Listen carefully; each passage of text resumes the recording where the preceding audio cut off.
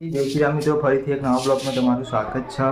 બરોબર, તો આપણે દિવાળીના લગભગ 2-3 વચ્ચે દિવસ બાદ આ તહેવાર ચાલુ થાય છે. એટલે દિવાળીના તહેવાર ચાલુ થાય છે અને આ લગભગ આજે ગુરુવાર, શુક્ર, શનિવાર 2 દાડા પછી ધનતેરસથી તહેવારો ચાલુ થાય છે. બરોબર, અને ધનતેરસ તહેવારના દિવસે અમારા ઘરમાં ફૂટું છે પોણી. બરોબર, તો પોણી મહામારીમાં બધું જો કપડાં એમની પડી રહ્યા. બરોબર, બોજનું બોજ બધું ખાલી થઈ ગયું. જો બધા ટોકું બોકું જો ટોકું ઓજે આવી રહ્યો સાપ.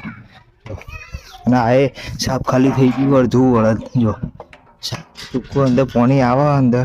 આ જો મારા મમ્મી તો પોણી ટોટો કરે અને આ સાપ ખાલી થઈ ગયું. જો એક પોણીની મહામારીમાં અમારે જો પોણી બરોબરનું ફૂટ્યું. શું કરીએ હવે, ત્યારના બાકી છે થોડાક, એક લગભગ 2 દિવસ બાકી અને તરત જ તહેવાર ચાલુ થાય છે. બરોબર, હવે પોણી વગર શું કારણ, તો પોણીની મહામારીમાં જનજન બધું કામકાજ બાકી છે. ઘરનું પોતું પાછળ એમની પડ્યા પણ અંદર પોણી વગર તો શું કરે.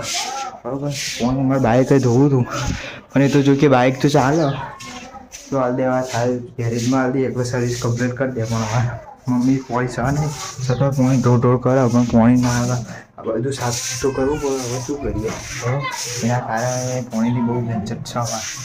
તો આપણા પોણી વિશેની બહુ બધું આવ્યા છે. પોણીની મહામારી બહુ છે. અમારે પોણી બહુ જ ખૂટા અને અમારે વસ્તીમાં પોણી ઓછું આવે છે. બરાબર, તો આ કારણે આપણે પોણી જો આપણે ચૂલા ઉપર પોણી મેલી બધું વળગાવતા હોઈએ. બધું નજારો અમારે સંડાસ બાથરૂમમાં પણ જોયો. વાસણને બાજુ બધું પડ્યું.